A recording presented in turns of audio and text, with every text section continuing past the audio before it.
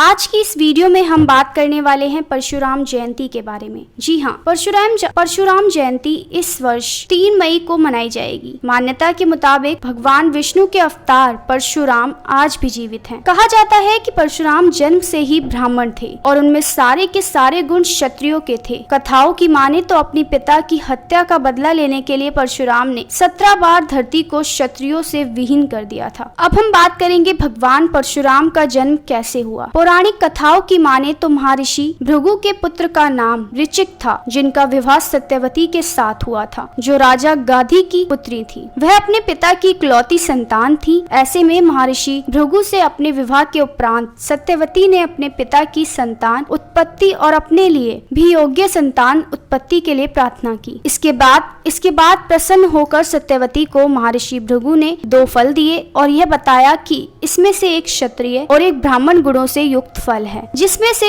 एक वह स्वयं खाएं और दूसरा फल अपनी माता को दे। लेकिन गलती से सत्यवती ने अपने हिस्से का फल माँ को और माँ के हिस्से का फल खुद खा लिया। महर्षि भृगु को जब इस बात का पता चला तो उन्होंने सत्यवती से हुई गलती पर कहा कि तुम्हारी गलती की वजह से तुम्हारा पुत्र ब्राह्मण होने के बाद भी क्षत्रिय गुणों से भरा होगा और तुम्हारी माता की संतान क्षत्रिय होने के बाद भी ब्राह्मणों की तरह आचरण से भरा होगा। इस पर सत्यवती ने अपनी गलती स्वीकार करते हुए महर्षि भृगु से क्षमा मांगते हुए प्रार्थना की कि ऐसा नहीं हो, बल्कि आप ऐसा वरदान दे कि मेरे पुत्र क्षत्रिय गुणों वाला हो। सत्यवती की कोख से जमदग्नि मुनि ने जन्म लिया, जिनका विवाह बाद में रेणुका से हुआ। इसी मुनि जमदग्नि के चौथे पुत्र के रूप में परशुराम ने जन्म लिया और उनका आचरण क्षत्रियों की तरह था। तो इस तरह से भगवान परशुराम का जन्म हुआ। अब हम बात करेंगे कि भगवान परशुराम की पूजा कैसे करें। तृतीया तिथि को जब लोग अक्षय तृतीया भी मना रहे होते हैं, इस दिन सबको सुबह ब्रह्म मुहूर्त में पवित्र नदी में स्नान करना चाहिए, नहीं तो थोड़ा सा गंगा जल पानी में मिलाकर उसे स्नान घर पर ही कर लें। उसके बाद पवित्र होकर व्रत का संकल्प लेना चाहिए। इस दौरान साफ सुथरे और पवित्र स्थान पर भगवान परशुराम की प्रतिमा स्थापन करना चाहिए और इसके साथ ही वहाँ धूप दीप जलाएं और इसके बाद पंचोपचार की पूजा करें, जिसमें चावल, अबीर, गुलाल आदि का प्रयोग करें। फिर भगवान परशुराम को भोग लगाएं। इसके बाद हाथ जोड़कर भगवान परशुराम के सामने अपने मन की इच्छाएं रखें। उसके बाद आरती कर प्रसाद लोगों में बांटें। इस दिन व्रती को कोई अनाज नहीं खाना चाहिए, वह फलाहार कर सकते हैं। इस तरह से आप भगवान परशुराम की पूजा कर सकते हैं। अब हम बात करेंगे शुभ मुहूर्त के बारे में। तो 3 मई को मंगलवार की सुबह 5:19 से तृतीया तिथि शुरू होगी, जो 4 मई की सुबह 7:33 तक रहेगी। ऐसे में इसी समय इस व्रत की शुरुआत की जाएगी। ऐसे में 3 मई को ही यह त्योहार मनाया जाएगा। भगवान परशुराम की पूजा का शुभ दिन यही होगा। 3 मई का दिन रोहिणी नक्षत्र में पड़ रहा है। ऐसे में इस दिन मातंग नाम का शुभ योग बन रहा है। ऐसे में यह तिथि बेहद शुभ मानी जा रही है। इस मुहूर्त में आप भगवान परशुराम की पूजा करके उनका आशीर्वाद पा सकते हैं। वीडियो अच्छी लगी तो प्लीज वीडियो को लाइक करें और चैनल को सब्सक्राइब करना ना भूलें। धन्यवाद।